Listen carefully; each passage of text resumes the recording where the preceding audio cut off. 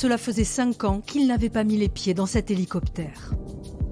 C'est émouvant, hein. Il s'en est passé des choses ici. Donc voilà, c'est un bon moment. Pascal Sancho était secouriste en montagne à la CRS 29 de Lannemezan. 30 ans à sauver des vies en partenariat avec la sécurité civile. Aujourd'hui, il écrit des livres sur son expérience. Le dernier, Ascendance, est un hommage aux pilotes et mécaniciens de bord avec lesquels il a travaillé. Je pense qu'on leur doit beaucoup et le fait d'avoir travaillé avec eux pendant une trentaine d'années, j'ai vu à quel point ils étaient capables de réaliser des exploits qui, même pour nous, en tant que témoins, sont très impressionnants. C'est vraiment l'élite de l'élite.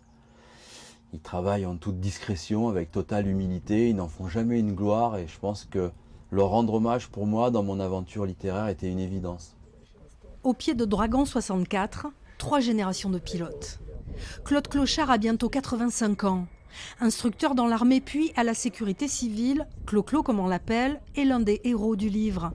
Lorsqu'il est arrivé à la base de Pau en 1975, il a pris en main l'Alouette 3, hélicoptère mythique et polyvalent de l'époque.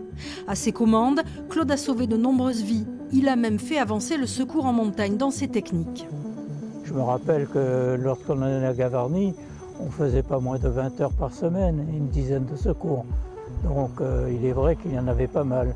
Les machines étant beaucoup moins performantes, et même nos équipes au sol, nous avons défriché et fait progresser le secours en montagne, il est certain. En 2002, l'Alouette 3 est remplacée par le C-145, un hélicoptère biturbine plus puissant, mais plus délicat à piloter en montagne. Une nouvelle génération de machines que Patrick Claquin a vu arriver. En 27 ans à la base de Pau, ce pilote hors pair a totalisé 11 000 heures de vol et 5 000 secours. Les premières années, on se dit il faut que je fasse ce secours, il faut que j'aille sauver cette personne. Et on se met une pression qui est sans doute parfois un peu inutile.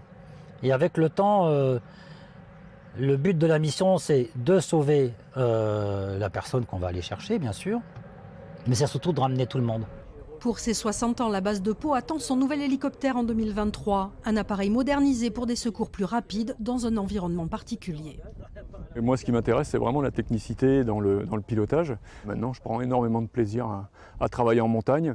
Il y a encore énormément de travail, c'est très compliqué et faut s'adapter à chaque secours est différent, il faut s'adapter aux conditions et à la situation. Donc c'est vraiment très, très exaltant, ouais, vraiment intéressant. Ascendance aux éditions Mareuil pour parcourir de belles histoires de héros du quotidien.